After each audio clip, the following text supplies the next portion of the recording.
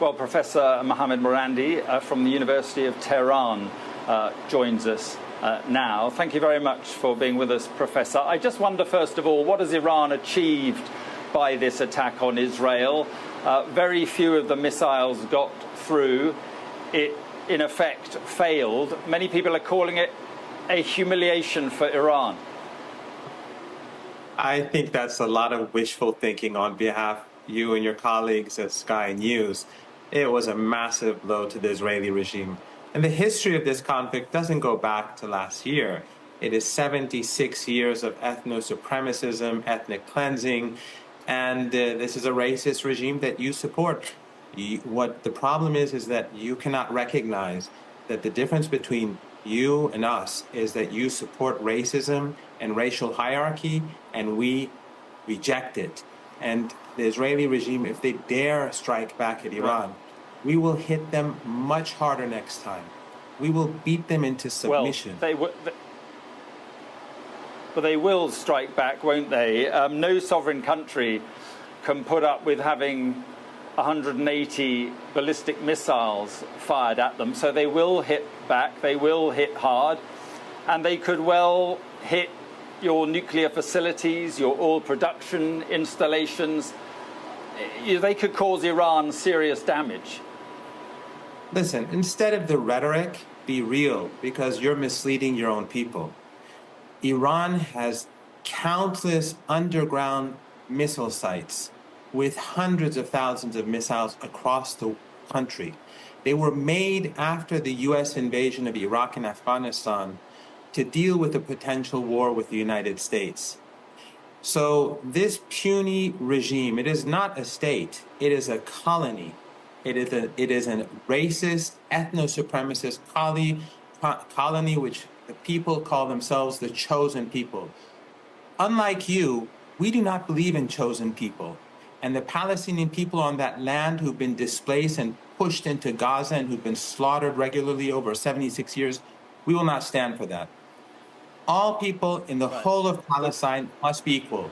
The Israeli regime, if they strike Iran, we will hit them much harder next time. And they can pretend that they got away, but we hit them very hard last night. We hit their bases. And unlike the Israeli regime, which constantly carries out slaughter and genocide and is carrying out a Holocaust in Gaza, we struck their military targets. Because unlike you, we actually care about human rights, not you. Professor, let me just say that we're on the verge of an all-out war, or certainly a war between Israel and Iran. It could be a war that Iran loses. If Iran does lose that war, do you think that the current Iranian regime could survive a defeat? Because that is if what you say is right, and Iran is going to hit back even harder, that could be where this all ends up. Iran will not hit back harder. Iran will hit back much harder. The head of the Iranian forces says Iran will target and destroy all of the Israeli regime's infrastructure. This was the tip of the iceberg. Iran will lose no war. The Israeli regime will. It is time for you and others to end your racism and to end your support for the superior race, and to accept that all people in Palestine have equal rights, and the Palestinian people have a right of return.